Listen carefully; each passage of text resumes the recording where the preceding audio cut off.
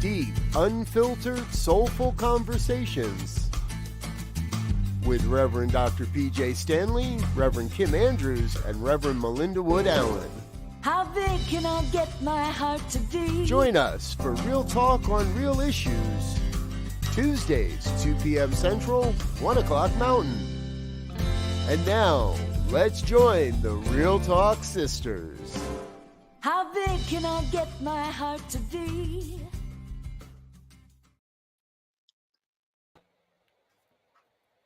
Hello. I'm back.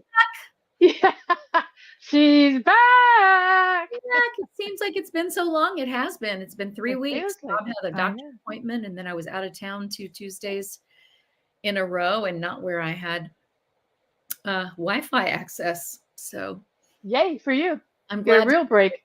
Yeah, it was. It was a break from certain things, and it was a I don't know what's the word for it. A glut of awakening. What do you call it? I said there was a break from some things and a glut of other things. It was good. It's good to have you back, sister. Good to have you back. I missed y'all. Yeah, we missed you too. We did. Mm-hmm. Yeah. We were talking about some things, and we're like, well, maybe we should wait till Melinda gets. She's going to have a lot to say about this subject. So I know. I have a lot to say about every subject. Never at a loss for words. Hey, we're ministers. None of us are ever at a loss. Yeah. It's all right. Of the three of us, no. So, so for those of you who haven't been with us recently, I'm Reverend Melinda Wood Allen from the Church of One Love in Dallas, Texas. And I'm Reverend Dr. So I was. What'd you say? Down. I was going to say I've been on sabbatical for a little while, so I was out of town the last couple of weeks, which I'm so grateful that my husband has been well enough for me to be able to be gone for the 10 days that I was gone, and I came back and he's doing pretty darn well. So yay. We got no calls, so we assumed no incident. Yeah. Beautiful. I had spies on him the whole time. Of course you did. His daughter, our son-in-law. Yeah. Yeah. Yeah. All yeah. You can't go out of town unless you know you're going to hear immediately how things are going. You know, there's a comfort level. Yeah, for sure. Yeah. So my name is Reverend Dr. Pjae Stanley, and I am the Senior Minister of Harmony Spiritual Center here in Fort Worth. Hi, everybody. Welcome to the show. And I'm Kim Andrews, Spiritual Leader at Unity Spiritual Center in Saxe, Texas. And it's good to be here. Good to have the trio together. Yay! Yeah. So today we are talking about shifting, releasing, discovering, empowering paradigms. Yes. Yeah. Say it 20 times fast. Empowering paradigms. Yeah. And this is a topic that's on my mind a lot now, because the incident isn't recent, but just how your life shifts and how things open you up and have you realize and recognize and look at your behaviors, like why is this important to me? How did I get to? Because it's an evolving life.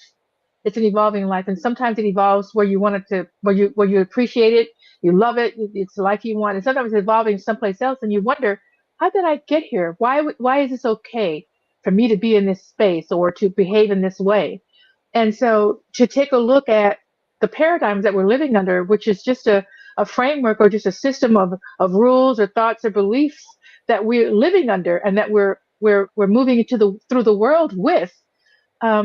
When those paradigms come from different places, from the world, the collective consciousness, from the family of origin, from your community, from so many places, that are not necessarily our rules or our real thinking, but they're just there. And so when they're no longer working, or when it's time for you to move someplace else, they're either no longer working and holding you back, or they're keeping you. There's something else that's needing to emerge, and you're having a difficult time with it emerging because of some thought you have about this particular thing, your role as a woman. Who knows what it is? But these are the things that we're going to be talking about today. The reason why paradigms are important for us to look at and to wonder, to think about which ones we're working under, which ones are working for us, and which ones don't. Because we can always reshape that. We can change our mind at any time that we recognize that that's what that is. Yeah. It's like a paradigm is like your operating system that got installed, or more like maybe your software, not your hardware. But yes. But if you don't know that it's working there in the background and it just always shows up as your default, there's Right. very little you can do about it. You don't know you have choice until you know that there's a choice. Right. But as soon as you take a look at it, wait a minute, this is what I always do. Why do I always do this? Does it serve me? Do I like it? Do I like myself when I do it? Yeah. Exactly. So we get to uninstall. Yeah, we do. It can take a while. It can, it can be difficult. And yet the payoff can be extremely rich. Exactly. I know that when especially when I started meditating maybe 30 years ago, now that I start thinking about that, 30 years ago, I became incredibly more self-aware. And so all of a sudden, I may not be doing anything in particular, but a thought would come up and I'd think, where did that come from? Because that seems, like you said, is my default. Or I hear myself repeating something that came from my family. And I wonder, where did that thought come from? What is that seems to be a paradigm for my family? And it would just kind of go, that's interesting. I'm back at that again. Yeah. And as I become more self-aware and I start questioning, and as I got more familiar with unity principles, I would think, I have the power to change this. I don't have to stick with that. And it probably doesn't matter where it came from. All I know is I have the power to change it. And then I'd start thinking about, well, what do I really want? What to be my experience of this and other things? Like we were talking last week, Pjae, I think, when I said, my family's mantra was, just wait for the other shoe to drop. Right. And I think, okay, why do we always say that? That was something my parents said a lot. If you had too much joy, wait for the other shoe to drop because it's coming. Right. So you couldn't get too happy. And I think, well, why can't I get too happy? Why is there a too happy? Yeah, what does that mean? Happy? And what is that about? Yeah. And it was really about that we never want to be disappointed, but we know we're going to be disappointed because that's how life is. Exactly. Well, that was their paradigm about life. And I decided I wanted a different one. I didn't want to live like that. And so I had to start releasing that. First, making that choice, right? I don't have to keep that paradigm. I can make up my own story. Yeah. Yes. Exactly. Yeah.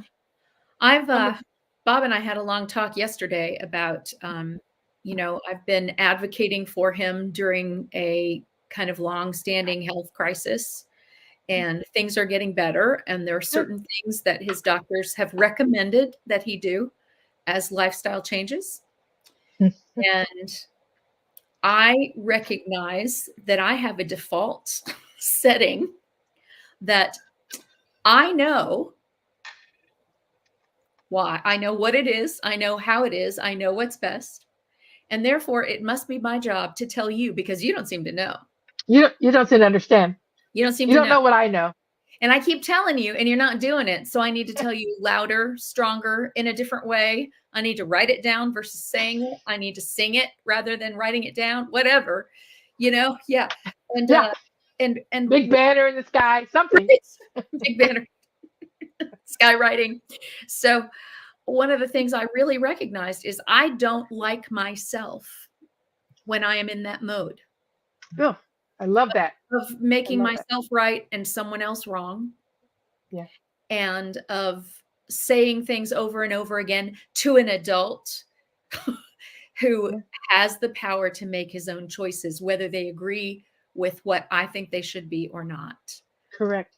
And that's been like something that I've been conscious of. And we had this talk yesterday about really bringing it forth as a conscious thing between us, that if he wants advice from me on how to do certain things or information on what his doctor means when he says a certain thing or whatever, a lot of this is about nutrition. And I just do know a lot more about nutrition than he does.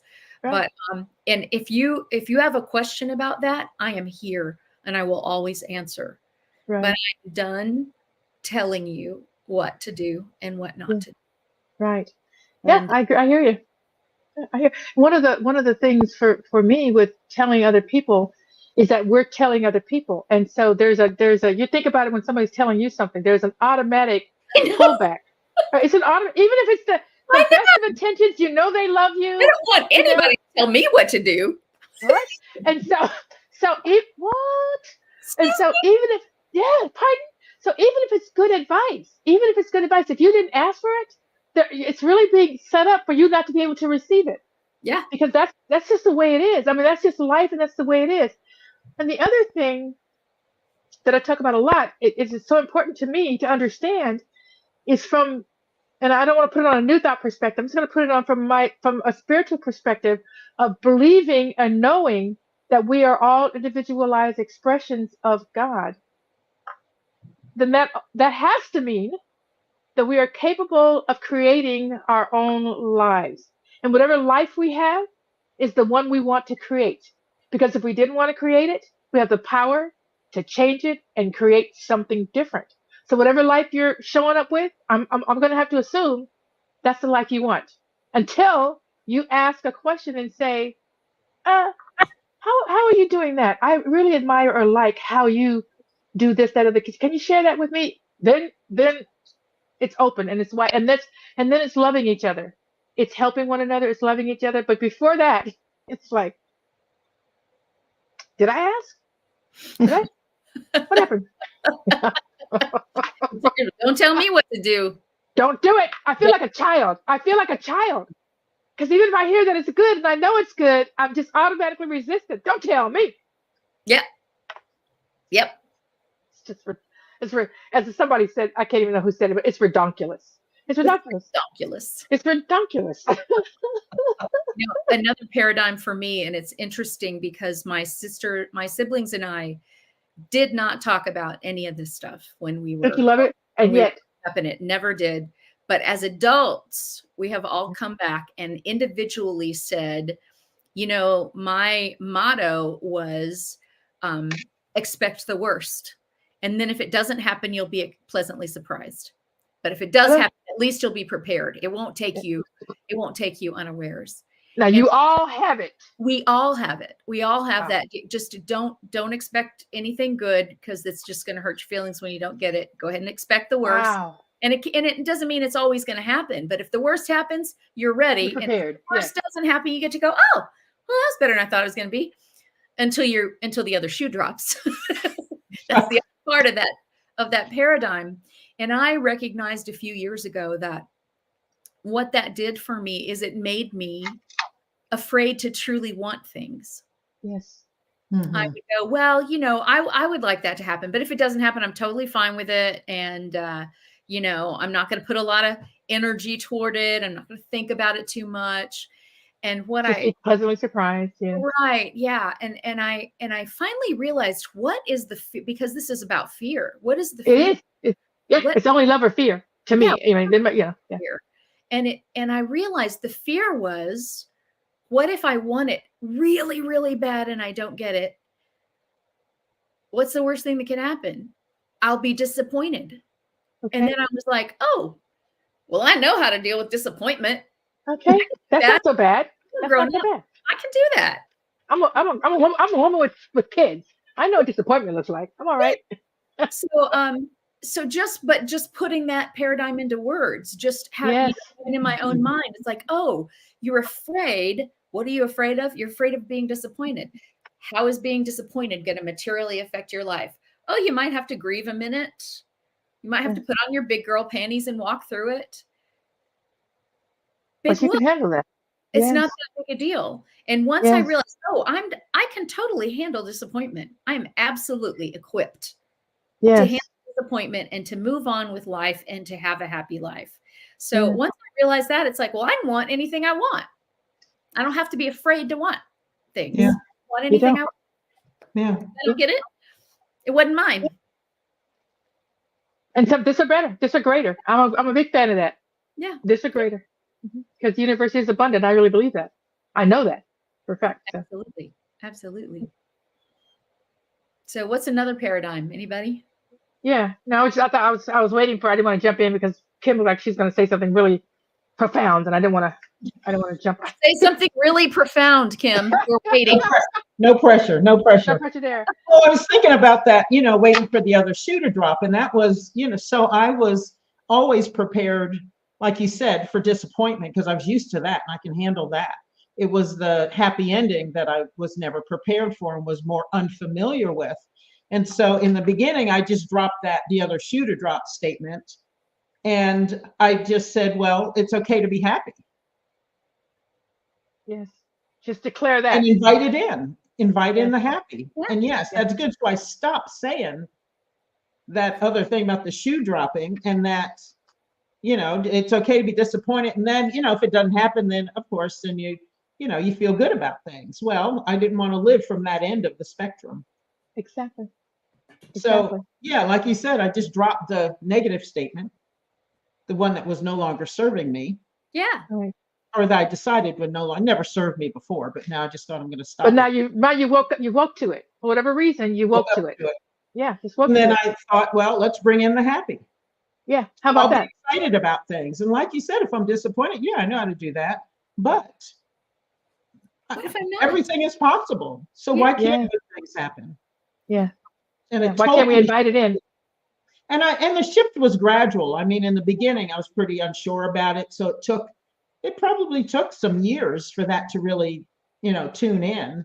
And then when I got to new thought principles, then I thought, oh, this swings the door open for me. Yes. Yes. Then I had some tools to use to help me to stay and to create more of a paradigm for my life and other parts of my life. So was that profound enough? Oh my gosh. Beautiful. It's beautiful. Yeah, no, you did, honey. Yeah. You are equal to the task. Is there a shoe? Is there a shoe? I don't know. You're a profound thinker.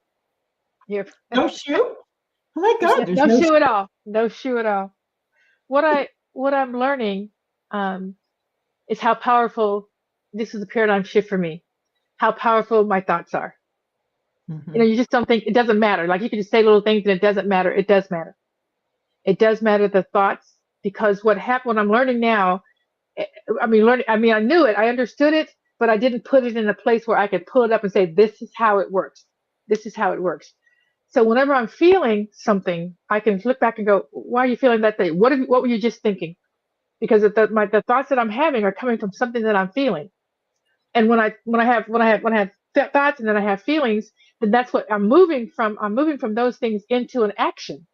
And so I'm thinking, okay, so if I can go back and think, okay, what are you thinking about? That's how, because the question people ask is, how do you do a paradigm shift? How do you do a paradigm shift? Well, you're unhappy with the results that you're getting in your life.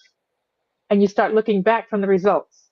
Mm-hmm. So for instance, my mother, and I'm going to go back to how it came out and then my shift in it. My mother always, and she showed us this. There were examples of this. This came true in her life. So I knew the power of her thoughts to bring this to life. She always said that God may not show up when you want God to show up, but God's always on time. That was her mantra. What that looked like in her life was that you couldn't have a cabinet full of food. You couldn't have a refrigerator that was full. You couldn't have a closet that was full. But if you were about to start starving, if you didn't have anything to put on the table, food would show up. Somebody would knock on your door and present you with some food. And it happened for us over and over and over again. So as I was thinking about that and looking around and seeing how many people had houses, refrigerators, things full of things, how does that happen? How does this happen or that happen? That has to be directly due to what my mother is calling in. So as I'm talking to Spirit, I said, you know what, Spirit, I know and I've seen you pull my mom and our family back from the brink. How about this? How about I get nowhere near the brink? I'm sick of a brink. I don't want to see a brink. I want to stand on the mountaintop. Bring me that. That's the life I want. And that was a conscious choice to not accept going all the way to a miserable place before I'd allow Spirit to help me. So that's a shift. I wasn't happy with the results. I don't want to live like this. I want to live better. There's no reason why not. And that begins for me, that particular thing. And then when you realize that, you get to look around and go, okay, what else? What else am I brinking? Brinking. What else am I doing? How else am I living my life on the brink? That's why this is an important topic for me, because as you said, the whole other shoe, all of us do, waiting for the shoe to drop.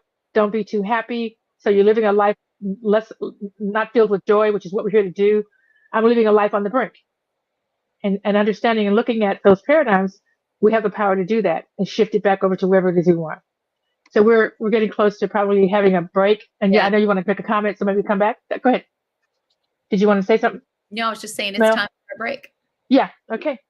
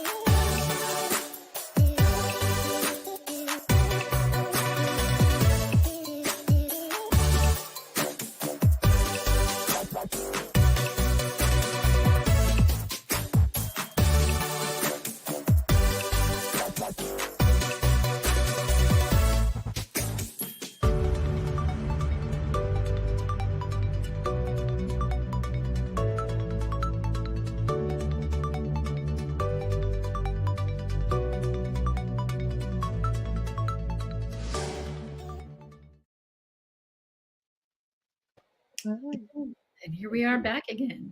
So it's interesting to me what you were saying, Pjae, about looking at the results and then extrapolating back from the results. So that was the result. So what was the cause? Because Exactly. we can never change things at the level of result. We always have Absolutely to not. change things at the level of cause. And cause comes, I think, starts with your thoughts, what you're thinking about it, what you're calling in.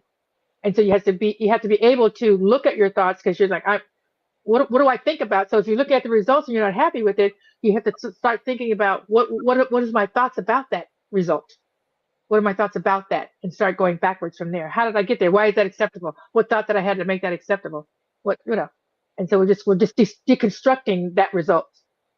Yeah. So I call that what you were talking about for years in my life. I have called it subsistence consciousness. I love it. You hear about subsistence farming. You grow only enough food to eat. Yes. I had subsistence consciousness. I believed that I deserved to have enough. Deserving. I didn't believe that I deserved to starve. I didn't believe that I deserved to not have a car to drive or not be able to get to work or to be abjectly unhappy. Yes. And for years, that was my goal, is just to not be too unhappy, to be not in such pain all the time. I love it. There's a negative in front of your desires. Like I can't go straight to the desire. It's like not be as much of this, not be as much of that. One day, wow. I love it. And I heard myself and I went, what if my goal wasn't to be pain-free, but my goal was to be joyful? How about that? What would happen then? How about joyful? How about full of joy rather than the absence of pain became my goal? And amazing how things shifted once I made that. Decisions that had been hard to make became easier to make because they were about, wait, I don't know if this is going to get me out of pain. No, is this going to bring me joy, or is this going to put me in a position to accept the joy that comes? Yes. Yeah. I love that. Able to receive joy. Yeah. Yeah. Yes. Yes. Yes. Because all of that thinking that we've had before, then there's an ability to, once it comes, can you receive it? Yeah. So there's some underlying work when we're changing our thinking, and when the joy comes, not be pushing it back. Oh, I'm not used to that, because we're not used to it. Absolutely.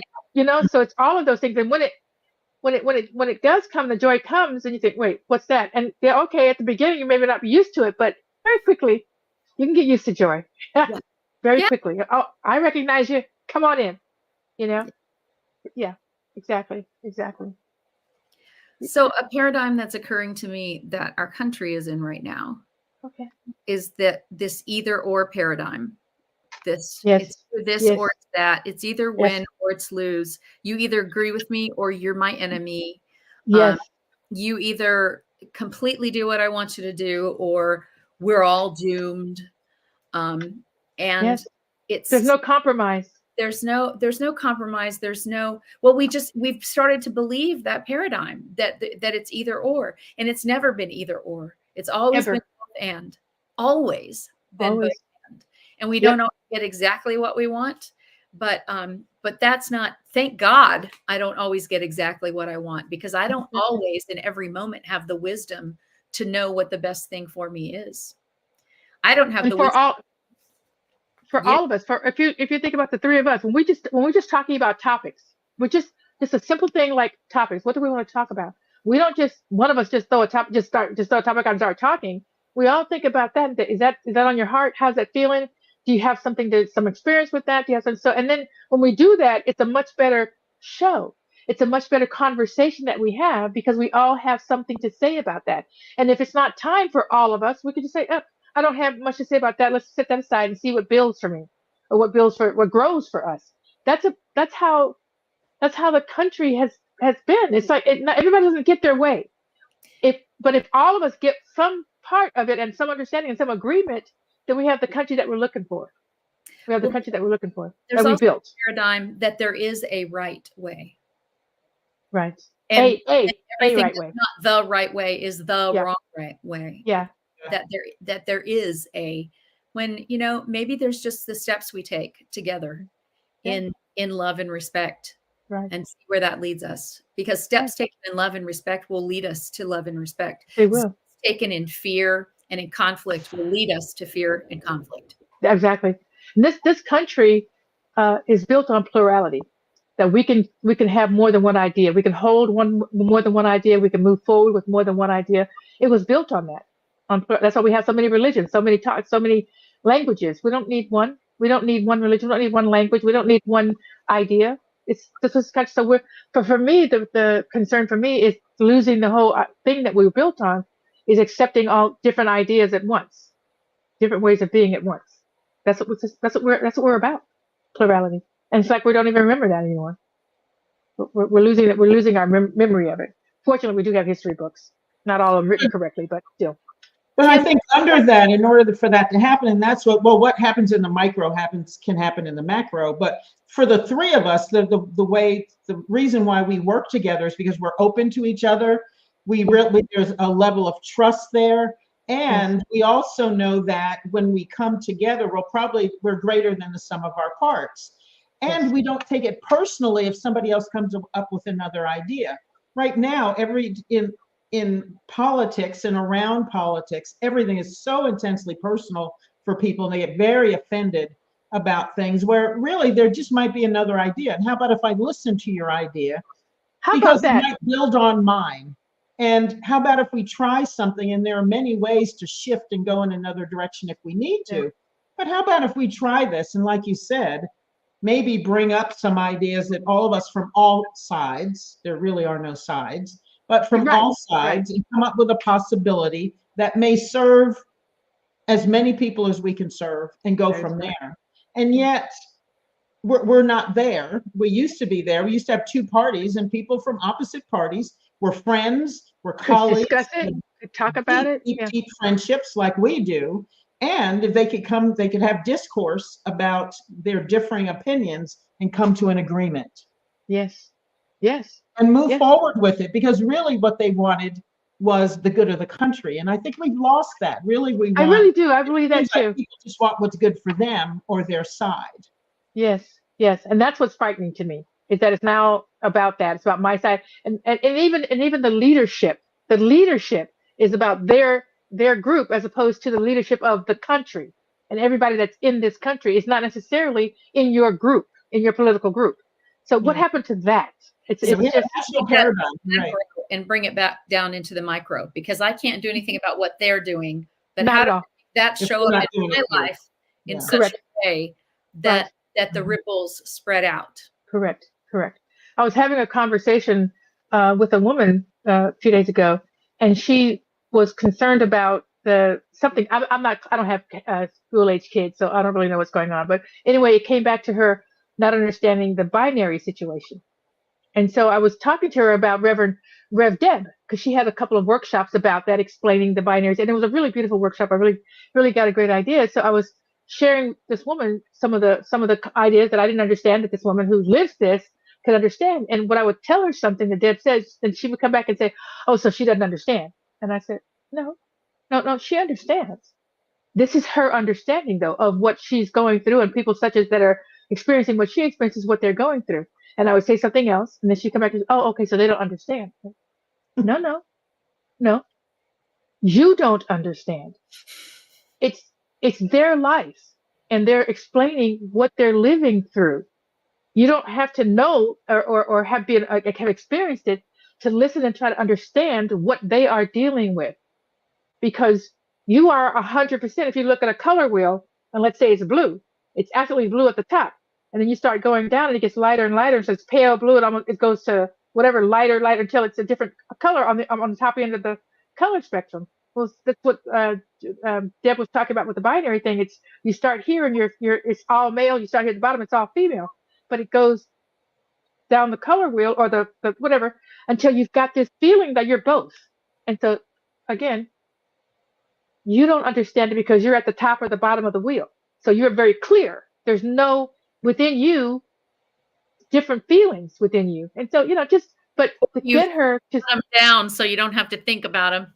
Okay. So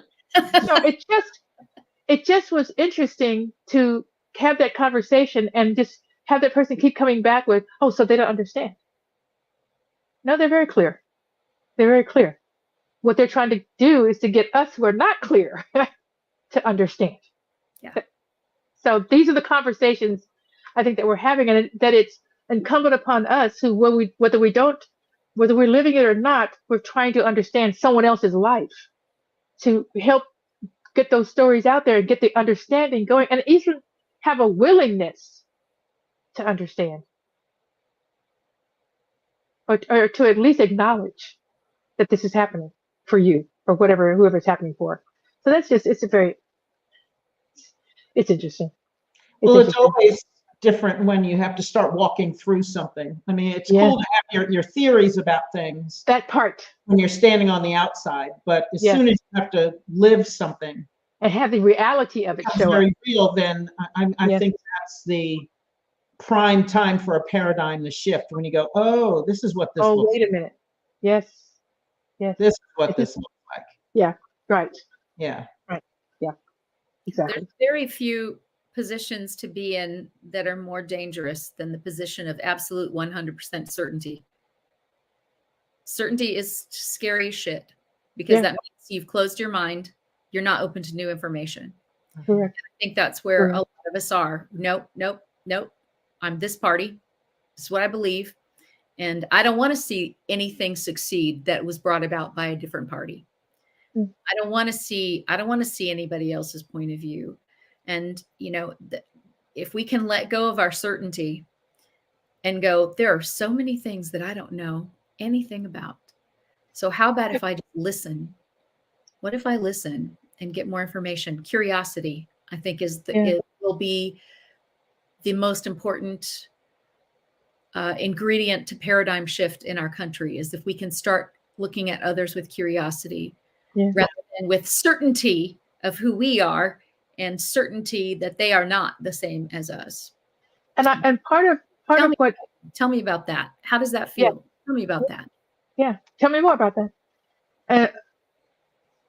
Part of the ability to walk through this and to, because when you're talking with somebody, you don't really know where they're going to go with it. So it's fearful. It's fearful for you. You don't know how the other end is going to, am I going to understand this? If that's going to be acceptable to me? Am I going to be able to relate to it, live with it, deal with it, whatever it is that you're talking about? It's not got to necessarily do with politics or somebody's sexual orientation, whatever it may be that you are trying to understand.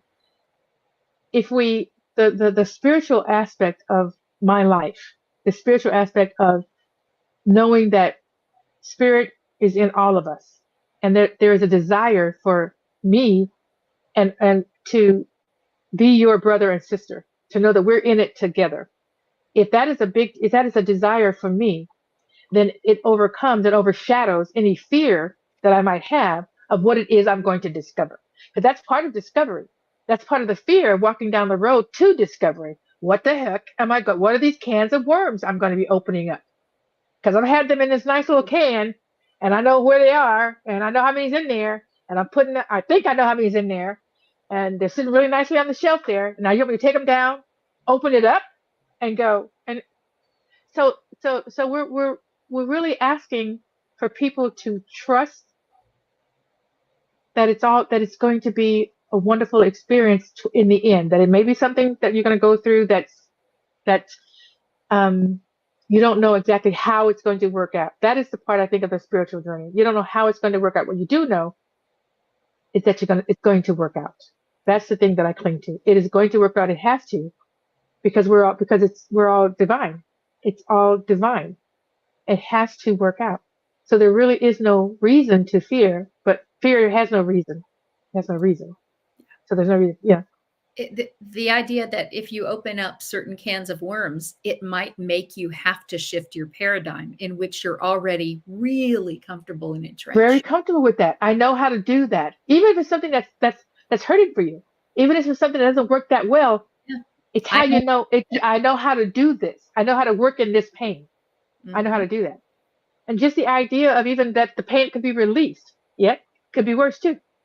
So, and so that's the journey that we're on. That's the leap of faith that we're taking, and it ends up being, to me, all the time, this faith walk, and trusting that I'll come out exactly the way I'm supposed to be and what I'm supposed to know on the other side. We're gonna evolve, whether we evolve painfully or we evolve easily or whatever. We're going to evolve. That's the whole thing about life. It's a constant evolution of the world, of us individually, everything. It evolves. And trying to hang on to it, it's a waste of time. So Kim, you're the quiet one.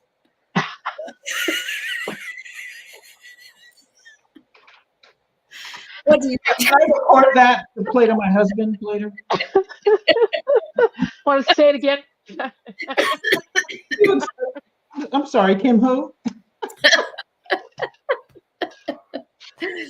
I'm listening and kind of thinking at the same time, but I think that's why it's important that we know what our foundation for life is. But even our foundation for life, like you were saying, can shift or evolve because something is changing. So I think the path to peace always is knowing that you're going to be having a trust in yourself, that I am going to be okay, even if the ground underneath me shifts. Mm-hmm. And so I think it's important to know who you are. Yes. And on what ground do you stand? And even if that shifts, am I still going to be okay? So right. I know, I spend enough time, and I do think about these things, that who am I? And I know that I'm a fighter. I know that I know I have a good mind. I know I'll figure something out.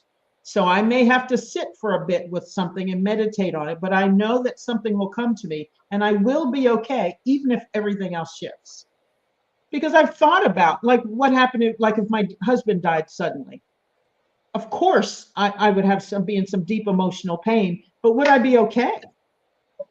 Would I be able to not just subsist from that time, but could I have a real life? If a tornado came through and blew our house away, would I still be not just subsist, but be able to thrive again? What if my spiritual community asked me to leave and just said, you know what, we're done with you? You think everything's going along well, and I do, but what if they came to me tomorrow and said, I'm sorry, we're done? Yeah. Well, I'm on a vacation, but I do need a day off. But what would I go through? Would I still be okay? Could I still thrive in life if all of a sudden that left my life? Yes. And so I spend time thinking about that, and who am I and what enables me? What is it within me that enables me to get back on my feet, even though the ground has shifted and I might be off center a little bit? How do I right myself again? Yes. Yes. How do I center and get grounded again? What am I grounded in? And so I know that I can't be grounded in anything that's of this world. Hello. Everything in this world can shift. At all. Everything in this world can shift. Yeah. Yes. Yeah. So the only thing go ahead. That all suffering is caused by holding on to things that change. Yeah. All Yeah. suffering is caused by holding on to things that change. So it's helpful when you're, looking at, can I survive that? Will I be able to, as you say, live a whole life?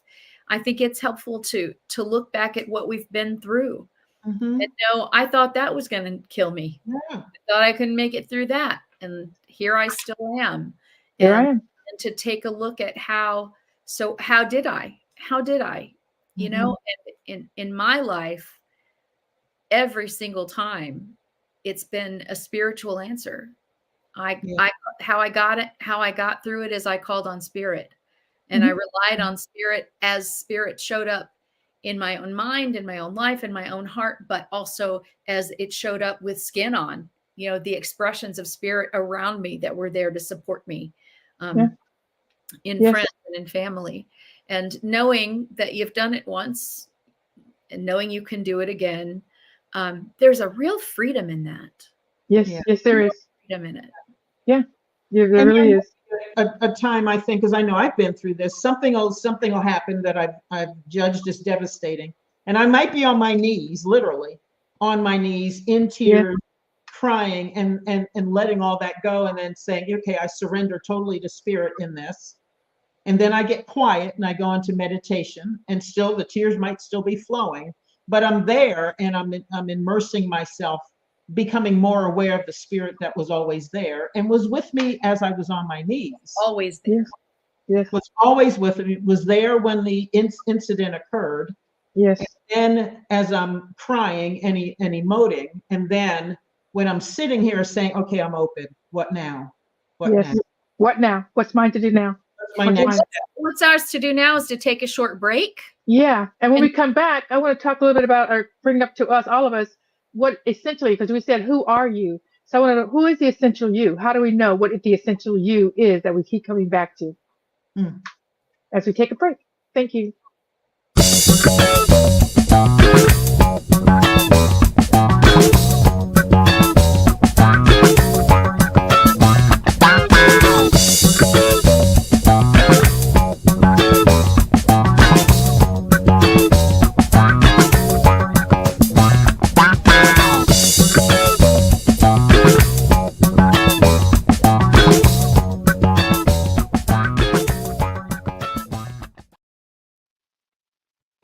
We are back. Like funky during the break.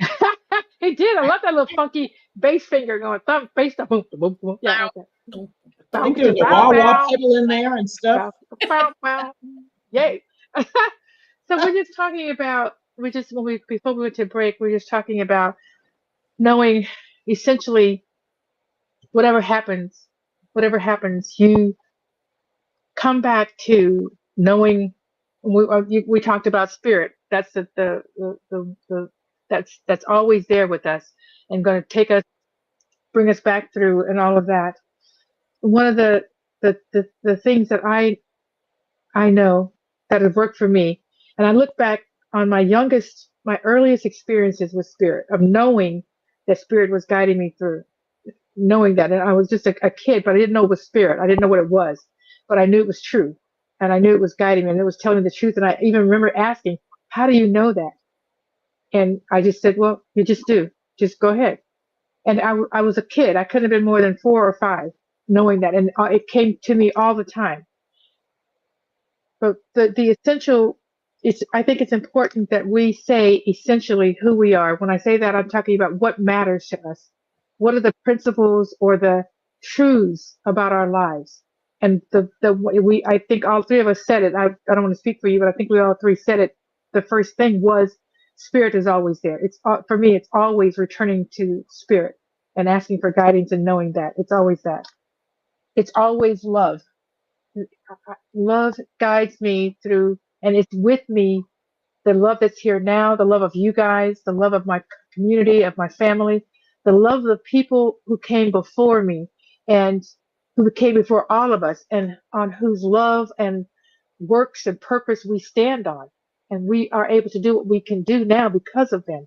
So there's all this gratitude for that, for those people and for that love. So I know that's essentially me. I'm going to always talk to God. I'm going to always know about love. I'm going to always have courage to speak the truth. And so how do we discern? How do you all discern what the essential you is that you always go to and know is you? And when that is there and foundationally available to you, you know that everything's going to be all right, no matter how dark it looks, no matter how long you've been on your knees, and no matter how many tears have been flowing for how long, you still know that eventually I'm going to come back out to the light and find my evolving self. So I think, once I started having a working spirituality, it was about spirit, and that even when the fact that I was on my knees or surrendering or in deep sorrow or whatever, or deep anger, whatever it was, that didn't negate the fact that I'm still a spiritual being, and that spirit is that I live and move and have my being in that spirit. But before then, I know, and I remember the stories my mother used to tell me about me as a little girl and stuff like that. I always knew somehow, even as a little girl, that even if I get knocked down, I'm getting back up. I did that when I was little, from my mother's and father's stories about me. I knew that as a teenager. I knew that even when my life was in chaos, before I ever got to how I'm living now, I always knew you might knock me down, but I'm getting back up, and I'm going to get up and stronger than I was before I got knocked down. Yes. Because anything else is unacceptable to me. So I think I was born with that. That came in my DNA. I think you're right. And then somehow that shifted to that thing in me was always spirit. I just didn't know that. Correct. I didn't have a frame of reference for that as a little girl in my, my 20s, even my 30s, before I got to New Thought. So, but there was always a spirit. And I think every human being has that spirit, because we're always being called to life. Always. Our bodies do that. Our bodies are called for self-preservation. I think we're wired for life, but I don't think we always know that. So that's where I always got mine from. But yeah, right now, the understanding that I have this inexhaustible, unlimited spirit that is me. And I have access to everything that is in divine consciousness. So even if 250 things don't work out, there's 251, number 251, that's right there, waiting for me. Yeah, gonna work out. Yeah, and there's that confidence in knowing that. Yeah, and I really just need the next step. Yeah.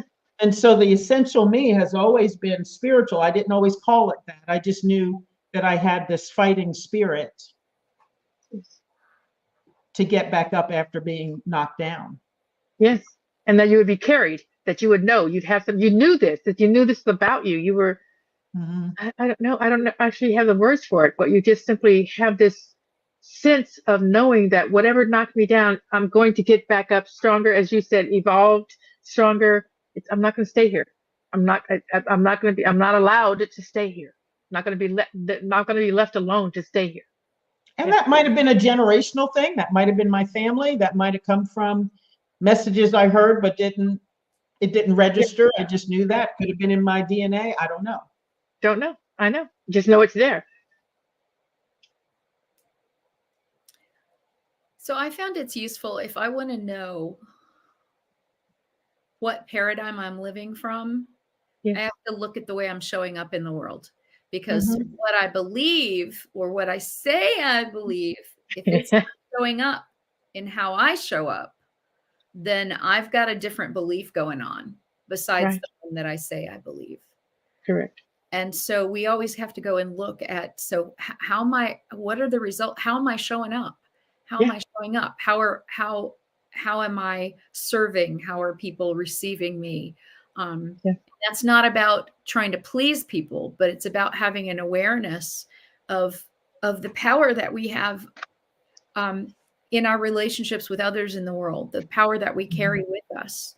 And I would say, interestingly, from a child, I mean, I think I have that. You're going to get back up again, because I just think I have that. Well, what's the other alternative? What's the alternative? Yeah. What's the alternative? Yeah. I'm not staying down here. From early childhood, my knowing that it was good and that I had this great compassion and love for other people, that for some reason I was able, even as a really little girl, to see the other side of the story and not just how it affected me, but to put myself in another's shoes. Which now I would call that compassion, empathy and compassion. I didn't know what it was, but I think I was born with that being pretty easy for me. And the way what my family called it was tenderhearted. Melinda's so tenderhearted. There she's crying again. She's so tenderhearted. But that has always served me, that I'm never wrong to feel someone else's pain. Yeah. I'm never wrong to love, even when I'm not getting love in return. The world would tell you that that's wrong, but somehow I knew, even from very early childhood, no, it's never wrong. It doesn't matter what they do. It only matters that's what you do, what I do. And it's not wrong to love ever, regardless of what's coming back at you. And correct. Because we're not loving to get. You're not loving to get. You're loving to love, just to love. And it's a guiding principle in my life, that I don't have to look at what the other guy's doing.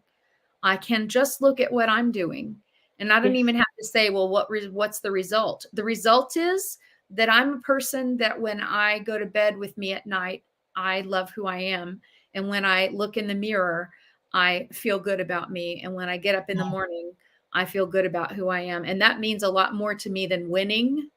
It means a lot more to me than earning or engaging or, getting what I want. What I want is to be who I am, is to show up as love in the world. And if I'm doing that, it doesn't matter. It doesn't matter if we all go down in Armageddon. Right. If I'm being who I'm meant to be in this world, which is love, then I'm good. And I just know that. I absolutely always know that, regardless of what's going on out there. Beautiful. And you said something right there. You said, if I'm winning, you should use the word winning. And the thing is that with people, everybody has their opinion. We started opening the show talking about that, or maybe we were talking backstage anyway, about what that looks like, about everybody having an opinion and a thought and stuff like that. But winning is what it means to you, and for you, winning. I'm speaking. Please correct me if I'm wrong. Means being the one who's compassionate and feeling other people, and not just walking in the world for you, but walking in the world conscious of the fact that other people are walking in the world too, and they need and deserve help and compassion and love and all of that, and that's what you're willing to give.